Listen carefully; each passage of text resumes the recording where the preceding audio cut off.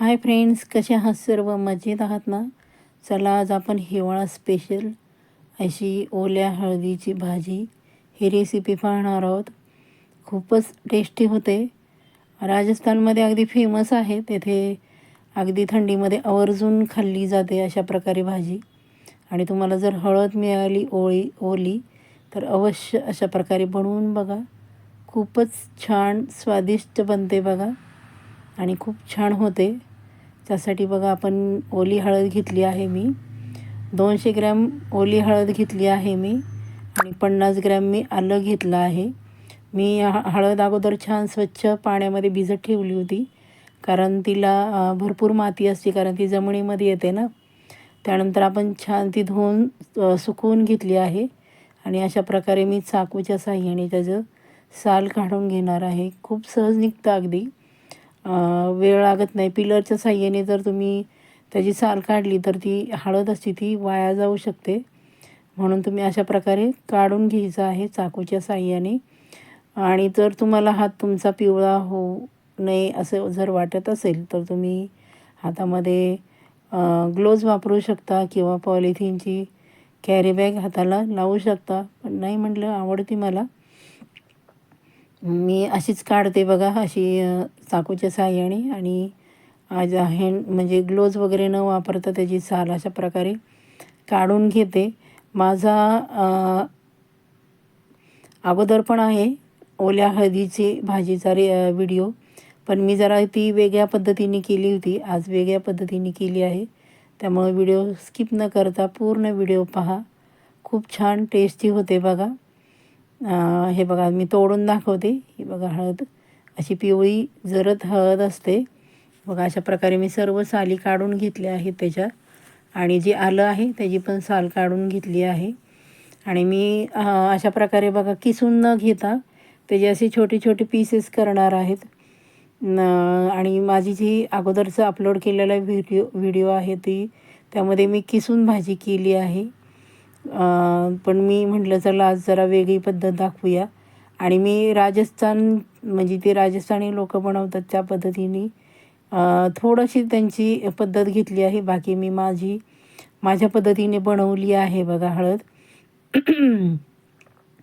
म्हणजे ते ह्या हळदीला भरपूर प्रमाणामध्ये तूप घालतात, पण मी अगदी त्यांच्याकडे जेवढी हळद आहे तेवढ्या प्रमाणात ते तुपाचा वापर करतात. पण मी तसं केलं नाही.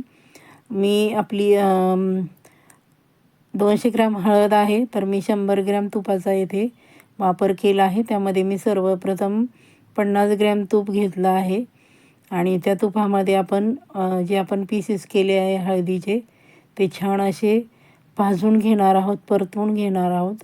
अप्रतिम अशी भाजी होते आणि चव तर एक नंबरच लागते बघा. हे बघा मी सर्व हळदीचे अशा प्रकारे छोटे छोटे पीसेस करून घेतले आहेत. ते आपण कढईमध्ये आता ट्रान्सफर करून घेणार आहोत आणि छान असं मध्यम गॅसवर आपण परतून घेणार आहोत. अगदी खूप सुंदर होते भाजी. आणि हळद थंडीमध्ये खाल्लेली खरंच खूप चांगली असते. तुम्हाला जर मिळाली ओली हळद तर अवश्य बनवून खावा. आणि ही भाजी आहे ती तुम्ही फ्रीजमध्ये 8 दिवस पण ठेवून खाऊ शकता, कारण आपण येथे छान अशी परतून पण घेतली आहे आणि तुपाचा पण वापर केला आहे. त्यानंतर जे आलं आहे ते पण मी असंच बारीक बारीक त्याचे पीसेस केले आहेत, ते पण त्यामध्ये आपण ॲड करणार आहोत आणि छान असं परतून घेणार आहोत.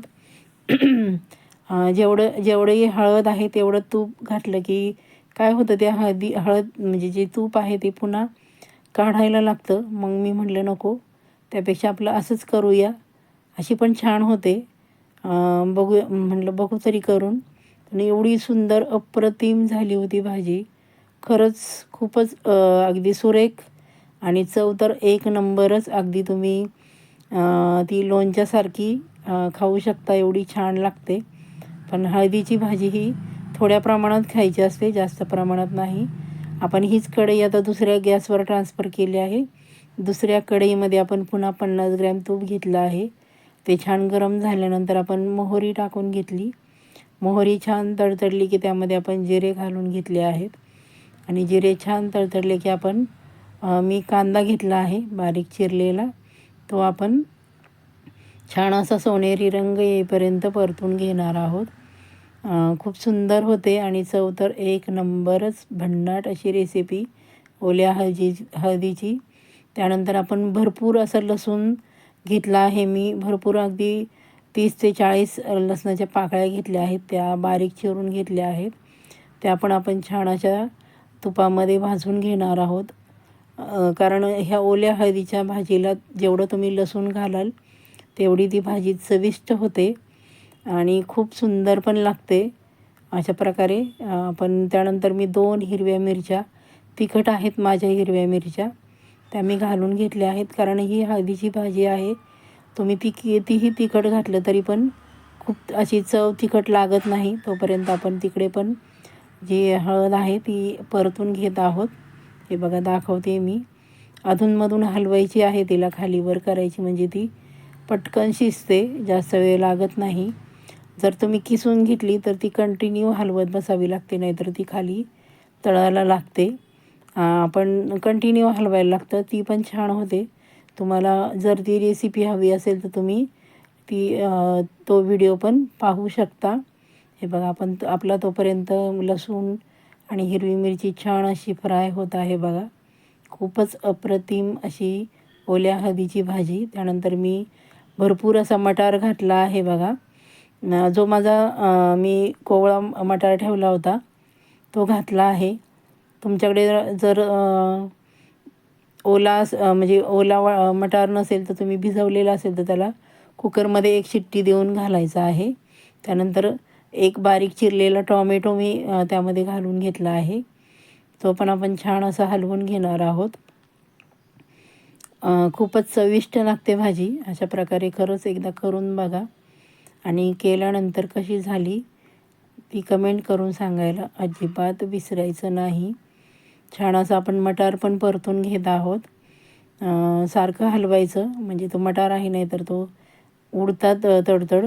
त्यानंतर आपण चवीप्रमाणे त्यामध्ये मीठ घालणार आहोत. नंतर आपण पूर्ण भाजी शिजवताना पण घालणार आहोत. कारण तुम्ही मीठ जरी जास्त घातलं तरी पण भाजी छान टिकते, म्हणून ह्या भाजीला थोडंसं मीठ घातलं आहे मी. ही भाजी मी माझ्या पद्धतीने बनवली आहे. बघू शकता आपण छान असं. त्यानंतर आपण 1 चमचा लाल मिरची पावडर घातली आहे. त्यामध्ये बेडगी आहे, काश्मीरी आहे आणि जिरा धना पण ॲड केलेला आहे. त्यानंतर मी 1 लिंबू छान असं पिळून घेतला आहे. तुम्ही इथे दह्याचा पण समावेश करू शकता, पण मी म्हटलं नको, आज जरा वेगळी काहीतरी ट्राय करून बघूया. लिंबू अशा प्रकारे मी छान असं पिळून घेतलं आहे आणि म्हणजे गाळून घेतलं, कारण काय होतं त्याच्या बिया पडतात. मग आपण छान असं बघा अशा प्रकारे हलवून घ्यायचं आहे, म्हणजे ते लिंबू, मीठ आणि आपण लाल मिरची पावडर घातली आहे ती छान अशी एकत्र होईल. छान असं हलवून घ्यायचं आहे. खूपच मस्त आणि एवढा छान वास येतो आहे ना तुपामुळे, तर त्याला खूप सुंदर वास येतो भाजीला आणि चव पण एक नंबरच लागते. अशा प्रकारे आपण छान असं हलवून घ्यायचं आहे. ओल्या हळदीची भाजी जी की थंडीमध्ये अवश्य खाल्ली जाते. हे बघा आपली हळद बघू शकता आपण, शिजली आहे आपली हळद पूर्ण.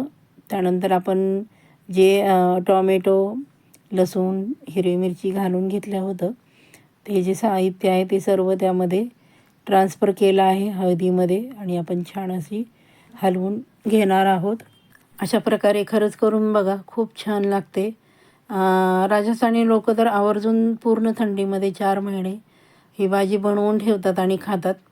ही तुम्हाला भाकरीबरोबर, चपातीबरोबर किंवा भाताबरोबर तोंडी लावण्यासाठी खूपच छान लागते.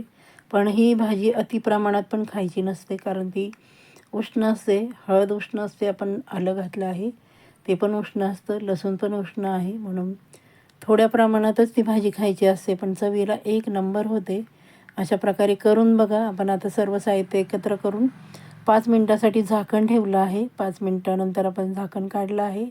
भाजी बघा अप्रतिम झाली आहे. एवढा सुंदर वास येतो भाजीचा आणि चव तर अप्रतिमच लागते. हे बघा, बघू शकता आपण किती सुंदर झाली आहे. चव पण एक नंबरच. त्यानंतर वरनं आपण गार्निशिंग करण्यासाठी कोथिंबीर टाकणार आहोत. शेवटी आपण कोथिंबीर टाकली आहे आणि कोथिंबीर टाकून आपण छान असे हलवून घेणार आहोत.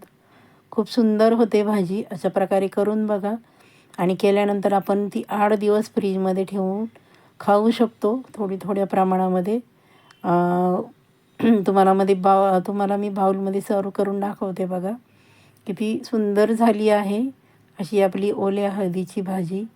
अवश्य करून बघा आणि केल्यानंतर कशी झाली मला कमेंट करून सांगायला अजिबात विसरायचं नाही. अप्रतिम अशी आपली ओल्या हळदीची भाजी तयार झाली आहे मैत्रिणींनो. चला तर मग पटकन एक लाईक करून घ्या, छानशी कमेंट करा. रेसिपी आवडली असेल तर शेअर करा तुमच्या मित्र आणि मैत्रिणींमध्ये आणि हाईप करायला अजिबात विसरायचं नाही. माझा व्हिडिओ आपण शेवटपर्यंत पाहता त्याबद्दल आपणा सर्वांचे मनापासून धन्यवाद. Bye bye.